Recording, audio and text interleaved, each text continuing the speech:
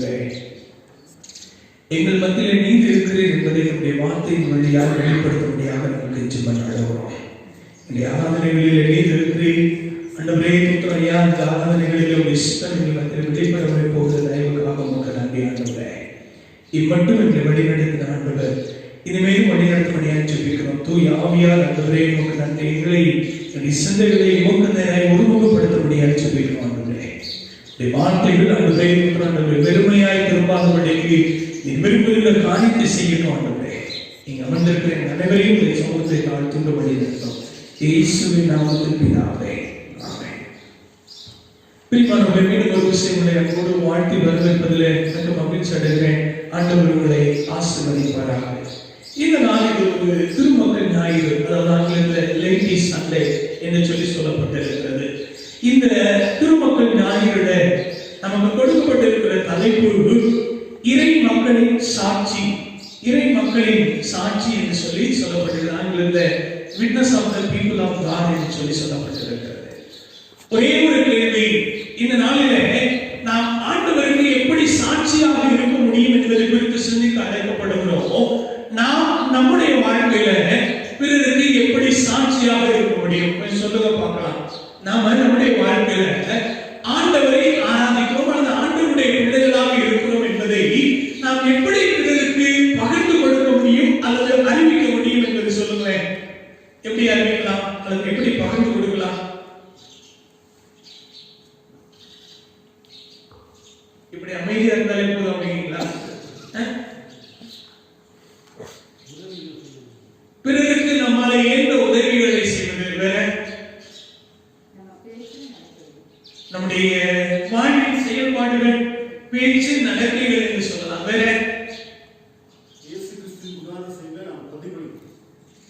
ஆண்டவருடைய பண்புகளை அல்லது குணநலன்களை நாம் நம்முடைய வாழ்க்கையில வெளிப்படுத்துவது. ஆண்டவர் என்ன சொல்லியிருக்கிறாரு? சத்துருக்களை என்ன சொல்லியிருக்கிறாரு?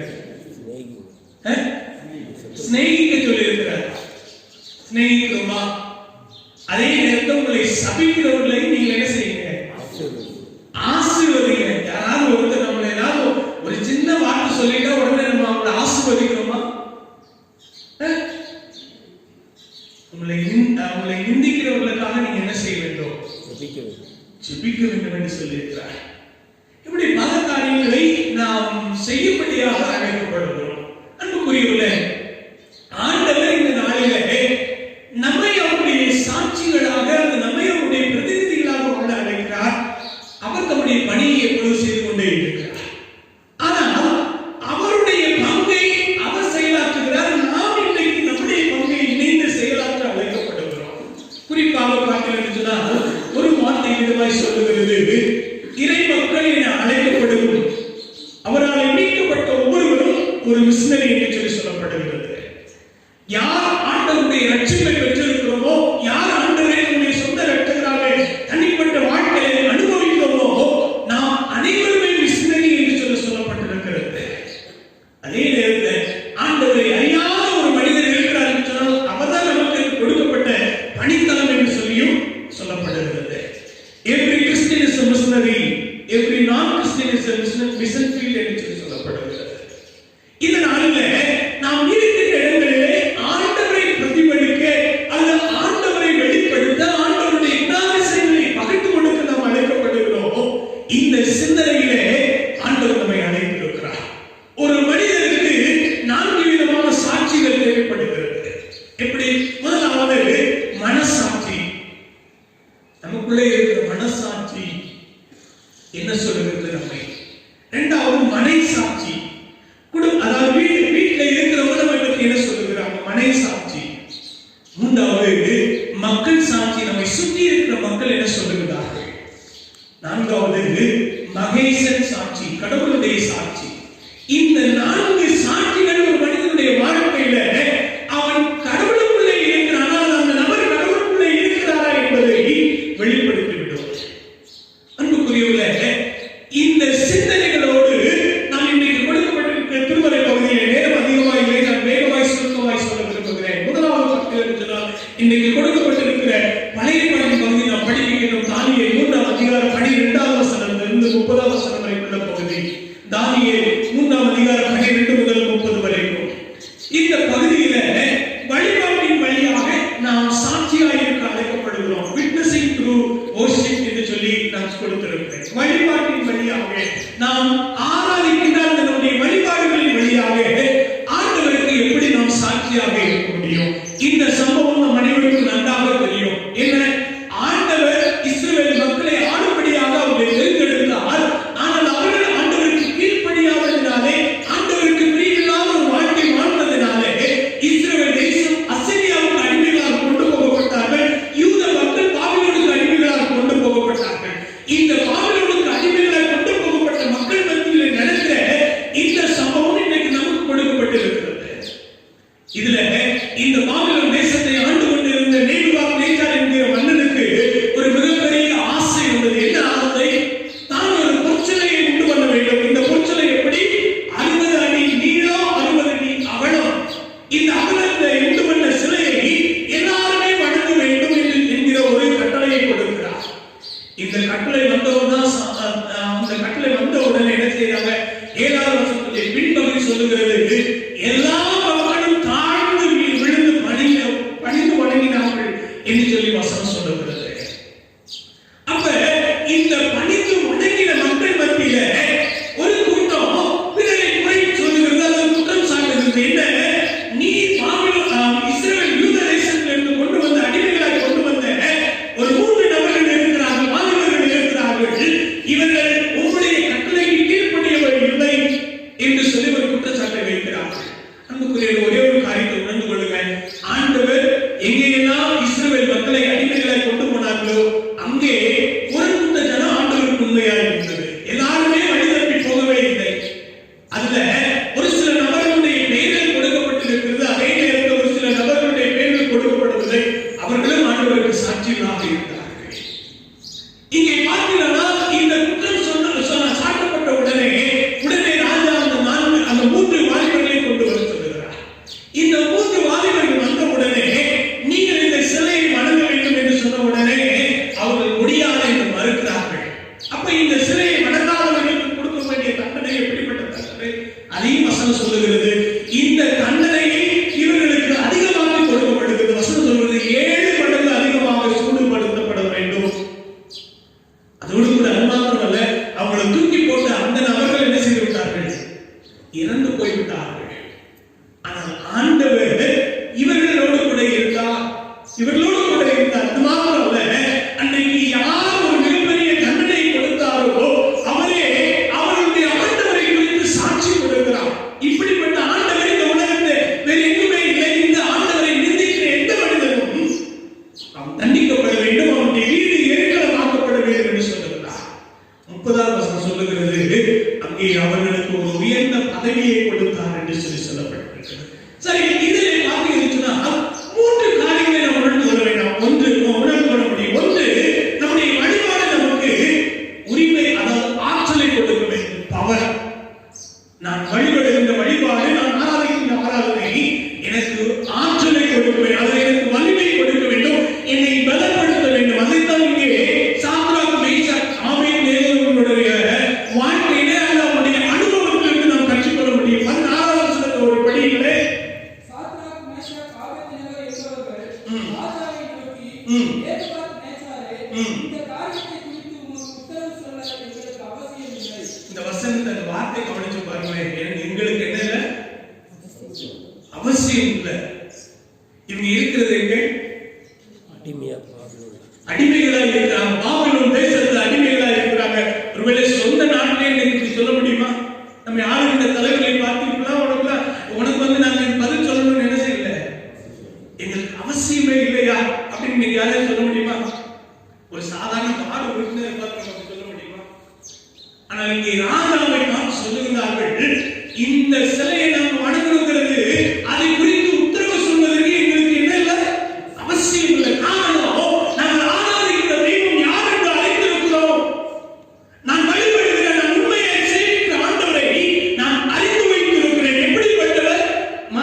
உபாகமம் 6ஆம் அதிகாரம் 13ஆவது வசனம் சொல்லுகிறது. மத்தேயு 4ஆம் அதிகாரம் 10ஆவது வசனம் சொல்லுகிறது, உன் ஆண்டவராகிய கர்த்தர் ஒருவருக்கே மாத்திரம் நீ ஆராதனை செய்ய வேண்டும். அவரை மாத்திரம் நீ வணங்க வேண்டும். அப்ப அந்த ஆண்டவரை நாம் மட்டும் உண்மையாய் வழிபடுகின்றோம். பிறரை நாம் வணங்க வேண்டிய அவசியம் எங்களுக்கு இல்லை. இதிலிருந்து வருகின்ற தண்டனை அவர்கள் அறிந்தார்களோ அறியலையோ, ஆனால் வசனம் சொல்லுகிறது. அது 7வது வசனத்தை படியுங்களே. நாங்கள் ஆராதிக்கிற எங்கள் தேவன் எங்களை தப்புவிக்க வல்லவராய் இருக்கிறார். அது அவருடைய சித்தம். அவர் எரிகிற அக்கினி சூளைக்கும் ராஜாவாகிய உம்முடைய கைக்கும் நீங்களாக்கி விடுவிப்பார். அடுத்தது 18வது வசனம். போனாலும் ஒருவேளை நாம் இந்த தண்டனையில இந்த தண்டனையை நாங்கள் தாங்க வேண்டும் அல்லது கடந்து செல்ல வேண்டும் என்பது அவருடைய சித்தமாய் இருந்தாலும், அடுத்தது நாங்கள் உம்முடைய தேவர்களுக்கு ஆராதனை செய்வதும் இல்லை. நாங்கள் பிறரை கையெழுத்து கும்பிடுவது கிடையவே கிடையாது. நிற்கிற பொருசிலை பணிந்து கொள்வதும் இல்லை என்கிறது. மற்றவர்களை போல இந்த உலகத்துக்கு ஒத்த வேஷம் தரிக்க வேண்டும் என்பது எங்களுக்கு அவசியம் இல்லை. 10ஓடு 11 நாம் வாழணும்னு அவசியம் இல்லை. நாங்க எங்கே இருந்தாலும் என்னுடைய தனித்துவத்தை நாம் வெளிப்படுத்த ஆண்டவர்களை அழைத்திருக்கிறார். அடுத்தது படிங்களேன். ராஜாவாகிய உமக்கு தெரிந்திருக்க கடவுது என்றார்கள். இன்றைக்கு ஒருவேளை இதுவரைக்கும் தெரிந்து கொள்ளவில்லை என்று சொன்னால், இனி தெரிந்து கொள்ளும். நாங்கள் எங்கள் ஆண்டவரை தவிர வேறு யாரையும் செய்ய மாட்டோம், வணங்க மாட்டோம். இதுதான் ஒவ்வொரு ஆராதனையும் நமக்கு கொடுக்கிற ஒரு மிகப்பெரிய ஆற்றல். நமக்குள்ளே வர வேண்டும். என் ஆண்டவரை நான் ஆராதிக்கும் பொழுது என் ஆண்டவருடைய சித்தத்தை நான் அறிந்து கொள்வேன். என் ஆண்டவர் எப்படிப்பட்டவர் என்பதை நான் அறிந்து கொள்வேன். அவர் எனக்காக வைத்திருக்கிற நோக்கத்தை நான் அறிந்து கொள்வேன். அந்த நோக்கத்தை நான் நிலைத்து நிற்பேன். அதுதான் ஒவ்வொரு ஆராதனைகளிலும் நமக்கு வெளிப்படுத்த வேண்டியது, நாம் அறிந்து கொள்ள வேண்டிய ஆண்டவருடைய விருப்பம், அவருடைய சித்தம். அறிந்து கொள்ளுங்கள். முதலாவது இங்கே பார்த்தீங்கன்னா, அவர்கள் ஆராதிக்கின்ற ஆராதனை அவர்களுக்கு ஆற்றலை கொடுத்தது. இரண்டாவது பார்த்தீங்கன்னு சொன்னால், இங்கே இந்த ஆராதனை எதை அவர்கள் முதன்மைப்படுத்த வேண்டும், பிரையாரிட்டி. முதலாவது பவர் அவங்களுக்கு கொடுத்து, இரண்டாவது பிரையாரிட்டி. என்ன பிரையாரிட்டி? யாருக்கு முதன்மைத்துவம் கொடுக்க வேண்டும். ஒருவேளை ராஜா சொல்லிட்டாரு, ஆண்டவரை நான் உள்ளுக்குள்ள உண்மையாய் வணங்குகிறேன், இப்ப என்ன செய்யணும், வெறும் பேருக்காக நான் இவரை வணங்குகிறேன் என்று சொல்லி அவர்கள் எந்த ஒரு சமரசமும் செய்து கொள்ளவில்லை. மாறாக ஆண்டவரை மாத்திரம் தான் நான் வணங்குவேன். என்னுடைய கையால் என்னுடைய வாய் அவரை மாத்திரம் நான் துதிக்கும், அவரை மாத்திரம் நான் கையெடுத்து வணங்கும் என்கிற ஒரு மிகப்பெரிய ஒரு அர்ப்பணிப்பு. யாருக்கு நான் முதன்மைத்துவம் கொடுக்க வேண்டும், யாருக்கு முக்கியத்துவப்படுத்த வேண்டும், யாருக்கு முக்கியத்துவம் கொடுக்க வேண்டும் என்பதை அறிந்து வைத்திருந்தார்கள். அன்புக்குரியவர்களே, இங்கே வசனம் சொல்லுகிறது, சாத்ராக் மேஷாக் ஆபேத்நேகோ தம்முடைய அர்ப்பணிப்புல முதன்மைத்துவம் அல்லது முக்கியத்துவம் கொடுக்கிறதுல கடைசி வரைக்கும் நிலைத்திருந்தார்கள். மூணாவது பார்த்தீங்கன்னு சொன்னால், இவருடைய ஆராதனை ஆண்டவருடைய சமூகத்தை அல்லது பிரசன்னத்தை கொண்டது. பிரசன்ஸ். 3 காரியங்கள் ஆராதனைகளில் ஆண்டவருக்கு கொடுக்கிற வல்லமையை அந்த பலத்தை பெற்றுக் கொள்ளுதல், ஆண்டவர் நமக்காக வைத்திருக்கிற சித்தத்தை அறிந்து கொள்ளுதல், மூன்றாவது அவருடைய சமூகத்தை நம்மத்திலே கொண்டு வருதல். அதுதான் இங்கே வசனம் சொல்லுகிறது. 25வது வசனத்தை படியுங்களேன். அதற்கு அவன், இதோ 4 பேர் விடுதலையாய் அக்கினியின் நடுவிலே உலாவுகிறதை காண்கிறேன். அவர்களுக்கு ஒரு சேதமும் இல்லை. நாலாம் ஆளின் சாயல் தேவபுத்திரனுக்கு ஒப்பாய் இருக்கிறது என்றான். இங்கே வசனம் சொல்லுகிறது, ஆண்டவர் அவர்கள் மத்தியிலே கடந்து வந்தார் என்று சொல்லி. அன்புக்குரியவர்களே, இங்கே போடப்பட்டது 3 நபர்கள். யார் சொல்றது? கட்டளை கொடுத்த ராஜா. கட்டளை கொடுத்த ராஜா இப்போது சொல்லுகிறார், 3 பேருக்கு கொடான 4 பேர் உள்ள இருக்கிறாங்க. 4வது நபர் அவர் சாயல் அல்லது அவருடைய முகம் தேவதூதனுக்கு அல்லது ஆண்டவருடைய முகத்துக்கு ஒப்பாய் இருக்கிறது என்று சொல்லி சொல்லப்பட்டிருக்கிறது. இதுதான் ஒவ்வொரு ஆராதனைகளிலும் நாம் பெற்றுக்கொள்ள வேண்டிய அனுபவம். ஆண்டவர் என்னோடு கூட இருக்கிறார், அவரை நான் இந்த நாளிலே சுமந்திருக்கிறேன், அவருடைய பிரசன்னம் என்னிலே இருக்கிறது என்பதை உணர்ந்திருக்கிறேன். அதுதான் ஒவ்வொரு நாளும் என்னுடைய ஆராதனைகளிலே நம்முடைய ஆராதனைகளிலே வெளிப்பட வேண்டும். பல நேரங்களில் நம்மகிட்ட இருக்கிற ஒரு குறைபாடு என்ன தெரியுமா? வேதனையோடு சொல்லுகிறேன், இங்கே ஆண்டவரை ஆராதிக்கிறோம் என்று சொன்ன உடனே நம்முடைய வாய்களை திறப்பதற்கு கூட நாம் மிகவும் கஷ்டப்படுகிறோம். அதே வெளியிலே நாம் ஆவிக்குரிய கூட்டம் என்று சொல்லுகின்ற பொழுது அங்கே கைகளை தட்டி ஆரவாரம் செய்கிறது. ஆண்டவர் அங்கே மட்டும்தான் இருக்கிறாரா? யோசித்து பாருங்களேன். என் நாமத்தினால எங்கே 2 3 கூடி இருக்கிறீர்களோ மத்தியில இருக்கிறேன் என்று சொல்லி வாக்கு பண்ணி இருக்கிறார். அதே நேரத்தில் ஒரு சொல்படம் சொல்லுகிறது, அறையில ஆகாதவங்க அம்பலத்தில் ஆட முடியாது. நான் இங்கே ஆண்டவரை எப்படி வழிபடுகிறேன், இங்கே நான் எப்படி ஆண்டவரை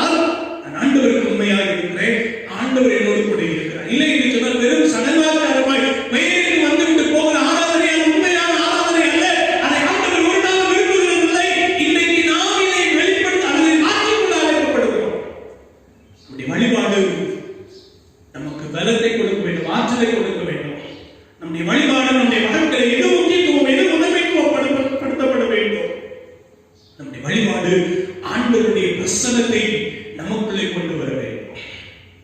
யோசித்து பாருங்கள், வழிபாட்டிலே நாம் எப்படி சாட்சியா இருக்கோம், நம்முடைய ஆராதனைகளிலே எப்படி சாட்சியா இருக்கிறோம். இரண்டாவது பார்த்தீங்கன்னா இன்றைக்கு கொடுக்கப்பட்டிருக்கிற நிறுவ பகுதி, அது அப்போஸ்தலர் 18ஆம் அதிகாரம் 24வது வசனத்திலிருந்து அந்த அதிகாரம் முடியும் வரைக்கும். அப்போஸ்தலர் 18:24 28 வரைக்கும் உள்ள பகுதி. இந்த பகுதிக்கு கொடுத்திருக்கிற தலைப்பு வார்த்தையின் வழியாக நாம் எப்படி சாட்சியா இருக்கோம். முதலாவது, வழிபாட்டிலே நாம் எப்படி சாட்சியாக இருக்க முடியும். இரண்டாவது, வார்த்தையின் வழி, witnessing through the word of God. ஆண்டவருடைய வார்த்தையின் வழியாக நாம் எப்படி சாட்சியாக இருக்க முடியும். இந்த பகுதியில் ஒரு மனிதனை குறித்து சொல்லப்பட்டிருக்கிறது. அப்போலோ என்று சொல்லப்படுகிற ஒரு மனிதன். அந்த மனிதன் எப்படிப்பட்டவன்? 24வது வசனத்தை படிக்கலாமே. அப்பொழுது அலெக்சந்திரியா பட்டணத்தில் பிறந்தவரும் சாதியவானும் வேதாகமங்களில் வல்லவனுமான அப்போலோ என்று பெயர் கொண்ட ஒரு யூதன் எபேசு பட்டணத்துக்கு வந்தான். அவன் கர்த்தருடைய வார்த்தை போதும். இங்கே பார்த்து சொன்ன இந்த மனிதனுக்கு சொல்லுங்க, முதலாவது சாதுரியவான் என்று சொல்லப்படுகிறது. அப்படின்னா என்ன அர்த்தம்? சொல் வன்மை, அதாவது பேச்சு திறன் உடையவர் என்று சொல்லப்பட்டிருக்கிறது. இரண்டாவது, அவர் வேதாகமங்களில், அதாவது மறைநூல்களிலே புலமை வாய்ந்தவர் என்று சொல்லி பொதுமொழிபெயர்ப்பு சொல்லுகிறது.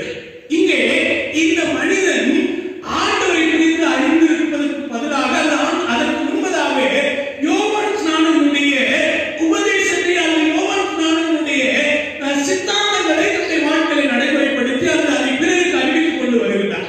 அப்படி அறிவித்துக் கொண்டு வருகின்ற சூழ்நிலையில இந்த பகுதியில அந்த வார்த்தைகளை பிறருக்கு உபதேசமாய் சொல்லுகின்ற நேரத்தில் அகிலா பிரிஸ்கில்லா என்று சொல்லப்படுகிற ஒரு தம்பதியினர் இருக்கிறார்கள். இவங்க என்ன செய்யறாங்க? இது அல்ல, இதுக்கும் மேலாக ஆண்டவருடைய உபதேசம் இருக்குது என்று சொல்லி ஆண்டவருடைய உபதேசத்தை சொல்லுகிறார்கள். அந்த உபதேசத்தை சொன்ன உடனே அதை ஏற்றுக்கொண்டு 28வது வசனம் சொல்லுகிறது, போகிற இடங்களில் எல்லாம் இயேசுவே கிறிஸ்து என்று வேத வாக்கியங்களை கொண்டு கிறிஸ்தாங்கப்படுத்தினபடியால் கிருபையினாலே விசுவாசியானவர்களுக்கு மிகவும் உதவியாக இருந்தார் என்று சொல்லப்படுகிறது. நடக்கிற காரியம் என்ன? ஆண்டவரை அறிவதற்கு முன்பதாக யோவான் ஸ்நானனை அறிந்து அவருடைய உபதேசங்களை சொல்லிக் கொண்டு வந்த இந்த அப்போலோவை இங்கே ஆக்கிலாவும் பிரிஸ்கில்லாவும் ஆண்டவருக்குள்ளே வழி நடத்துகிறார்கள். அறிந்த உடனே இங்க என்ன செய்கிறார்? அவரை பற்றி பரிசாற்ற ஆரம்பிக்கிறார். இங்கே 3 காரியங்கள் இருக்குது. ஒன்று, என்னுடைய பழைய காரியங்களில் இருந்து சில காரியங்கள் எது முன்னேறி செல்ல வேண்டும், அல்லது நான் திருத்திக் கொள்ள வேண்டும், எதை நான் சேர்த்துக் கொள்ள வேண்டும் என்பதற்கு இங்கே அப்போலோ ஒரு மிகப்பெரிய உதாரணமாக இருக்கிறார். பல நேரங்களில் நம்முடைய பழமைத்துவத்திலிருந்து இந்த ஆர்த்தடாக்ஸ் என்று சொல்வார்கள், அல்லது ஃபண்டமெண்டலிசம், இதுல இருந்து நான் ஒரு நாள் மட்டும் விழுவது கிடையவே கிடையாது. ஆராதனை இப்படிதான், அது உண்மைதான். ஆனா நீங்க சொல்லுகிற இந்த ஆராதனை முறைகள், நம்முடைய ஆராதனை முறைகள் பின்பற்றுகிறதுல ஒவ்வொரு முறையும் வாசிக்கும் பொழுது அதை உணர்ந்து பாட்டில் பரிசுத்த ஆவியானவர் உண்மையாகவே கிரியை செய்வார். ஆனால் இன்றைக்கு பல நேரங்களிலே, குறிப்பாக பல இடங்களிலே ஆராதனை என்று சொல்லப்படுகிற பலவிதமான காரியம் நடைபெறுகிறது. அது எப்படி என்று தெரியவில்லை. ஆனால் இங்கே ஒவ்வொன்றையும் நமக்கு முன்பதாக வாழ்ந்த நம்முடைய முன்னோர்கள் பரிசுத்த ஆவியினாலே உண்டப்பட்டு ஒரு ஆராதனை என்பது எப்படி இருக்க வேண்டும் என்பதை உணர்ந்து வடிவமைத்து நமக்கு கொடுத்திருக்கிறார்கள். இதை ஏற்றுக்கொண்டு இதை ஒவ்வொரு நாளும் நாம் கடைபிடிக்க, நம்முடைய வாழ்க்கையில அபியாசப்படுத்த அழைக்கப்படுகிறோம். இங்க அப்போலோ தன்னுடைய வாழ்க்கையில தான் கற்று வந்த காரியங்களில் இருந்து ஒரு சில காரியங்கள், மேன்மையான காரியங்களை சொல்லும் பொழுது அதை அப்படியே ஏற்றுக்கொள்ளுகிற மனப்பக்குவம் அப்போலோவுடைய வாழ்க்கையில காணப்பட்டது. இன்றைக்கு நாம் ஏற்றுக்கொள்ளுகிறோமா? அதுக்கு இன்னொரு காரணம், நமக்கு இன்னொரு மிக முக்கியமான ஒரு காரியம் நம்முடைய வாழ்க்கையில் காணப்பட வேண்டும். வேதத்தை குறித்த அறிவு நமக்கு திட்டம் தெரிவிக்குமாய் இருக்க வேண்டும். திருமறையை நான் எந்த அளவுக்கு படித்து வைத்திருக்கிறேன், எந்த அளவு அறிந்து வைத்திருக்கிறேன், என் ஆண்டவரை குறித்து சொல்லுகிறது இதுதான், என் ஆண்டவர் எப்படிப்பட்டவர், என் ஆண்டவர் என்னென்ன காரியங்களை செய்கிறார் என்பதை எனக்கு கற்றுக் கொடுக்கிறது இந்த திருமறை, இந்த ஆண்டவருடைய வார்த்தை. இந்த வார்த்தை நான் சரியாக அறிந்திருக்கவில்லை, ஆனால் நான் ஆண்டவரை பற்றி சரியாக அறிந்து வைத்திருக்க முடியாது. ஆண்டவரை பற்றி அறிந்து வைத்திருக்கலன்னா எப்படி நான் விசுவாசிக்க முடியும்? என்னுடைய விசுவாசத்தை வளர முடியும். அப்ப விசுவாசத்துக்கு எது அடிப்படை? ஆண்டவருடைய வார்த்தை தான் அடிப்படை. அன்புக்குரியவர்களே, அதை நாம் ஏற்றுக்கொள்ள, இந்த அப்போலோவை போல ஏற்றுக்கொள்ள அழைக்கப்படுகிறோம். இரண்டாவது பார்த்தீங்கன்னா, ஏற்றுக்கொண்ட உடனே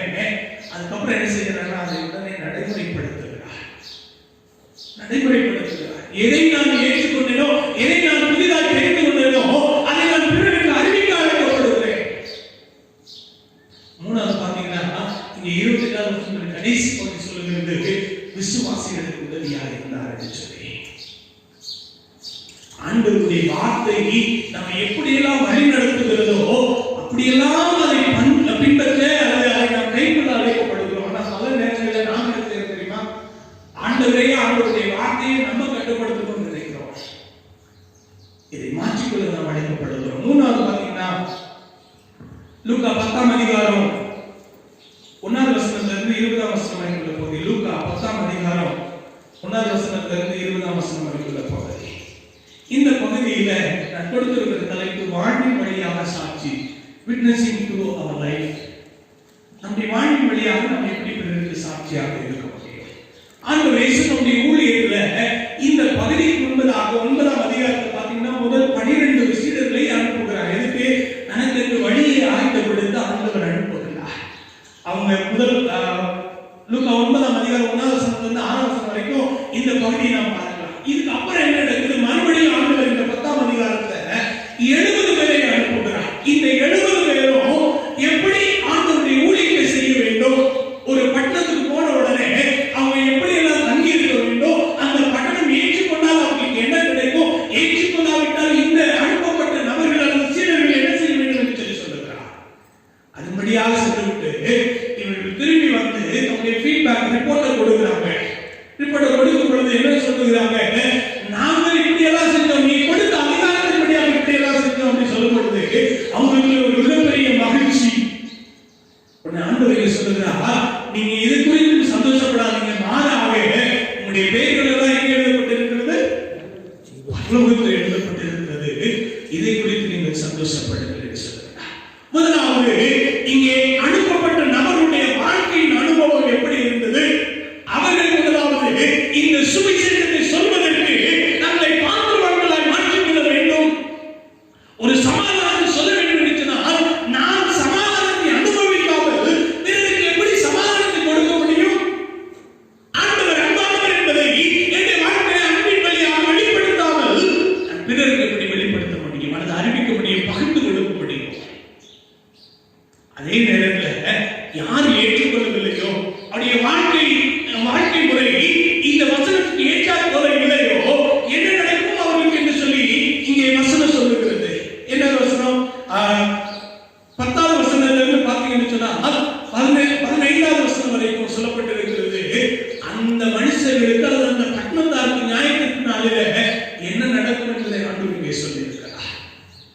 மூன்றாவது ஒரு காரியம், இங்கே மனிதர்கள் குறிப்பாக அனுப்பப்பட்ட 70 பேர் திரும்பி வந்து ஆண்டவருடைய வார்த்தை நிமித்தமாக நாங்கள் எப்படி மகிழ்ந்திருக்கிறோம் என்பதை வெளிப்படுத்துகிறார்கள். சரி, இதுல மகிழ்ந்து கொள்ள வேண்டிய ஒரு காரியமும், ஆண்டவர் இயேசு நம்முடைய முதலாம் வருகையில நாம் செல்ல போகிற பட்டணங்களுக்கு முன்பதாக, செல்ல போகிற பட்டணங்களுக்கு நாம் போவதற்கு முன்பதாக சீடர்களை அனுப்பி வழியை ஆயத்தப்படுத்துங்கள் என்று சொல்கிறார். அதே ஆண்டவர் 2வது முறை வரப்போகிறார். உங்களை என்னையும் ஏற்கனவே அனுப்பி வைத்திருக்கிறார். அவருடைய வருகை வரப்போகிறது, அதற்கு மக்களை ஆயத்தப்படுத்துங்கள் என்று சொல்லி அவர் நம்மை அனுப்பி வைத்திருக்கிறார். நம்முடைய வாழ்க்கை முறை எப்படி இருக்கிறது? அவருடைய வருகையை வெளிப்படுத்துகிறதா? அவர் எப்படி வரப்போகிறார் என்பதை என்னுடைய வாழ்வின் அனுபவங்களில் நாம் வெளிப்படுத்த அழைக்கப்படுகிறோம். அதை அறிவிக்கிறோமா? முதலாவது அனுபவிக்கிறோம் என்பதை யோசித்து பாருங்கள். இந்த நாளிலே நாம் ஆண்டவருடைய சாட்சிகளாய் வாழ அழைக்கப்படுகிறோம். நம்முடைய வழிபாடு நமக்கு நம்முடைய வழிபாட்டின் வழியாக நாம் பிறருக்கு சாட்சியாக வாழ வேண்டும். நம்முடைய வார்த்தையின் வழியாக, அதாவது ஆண்டவருடைய வார்த்தையின் வழியாக நாம் சாட்சியாக வாழ அழைக்கப்படுகிறோம். நம்முடைய வாழ்வின் வழியாக நாம் சாட்சியாக அழைக்கப்படுகிறோம். ஆண்டவருடைய கருணையில் அர்ப்பணிப்போமா? கண்ணை மூடி நாம் சொல்லிக்கலாம்.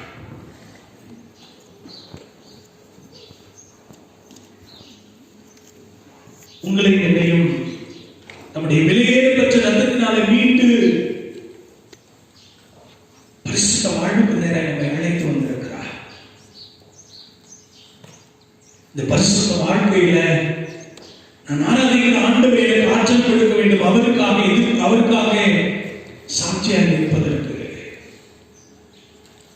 அவர் நிமித்தமாய் எந்த பாடுகள் வந்தாலும் அதை ஏற்றுக்கொள்வதற்கு அவர் எனக்கு நல்ல ஆற்றல் தருகிறார். வழிபாடு அப்படிப்பட்ட ஒரு சிந்தனையை, ஒரு தீர்மானத்தை கொடுக்க வேண்டும். ஆண்டவருடைய வார்த்தையை அறிந்தவர்களாக, அவருடைய வார்த்தையிலே நாம் சாட்சிகளாக அழைக்கப்படுகிறோம். நம்முடைய வாழ்வின் வழியாக நாம் ஆண்டவருக்கு சாட்சியாக அழைக்கப்படுகிறோம். அர்ப்பணிப்போமா? நேசிக்கிற அன்பு நிறைந்த நல்ல தகப்பனே, ஆண்டவரே தூக்குறோம். ஆண்டவரே, கொஞ்சத்திலேயாவது நாங்கள் உமக்கென்று உண்மையாய் வாழ என்று சொன்னோம்.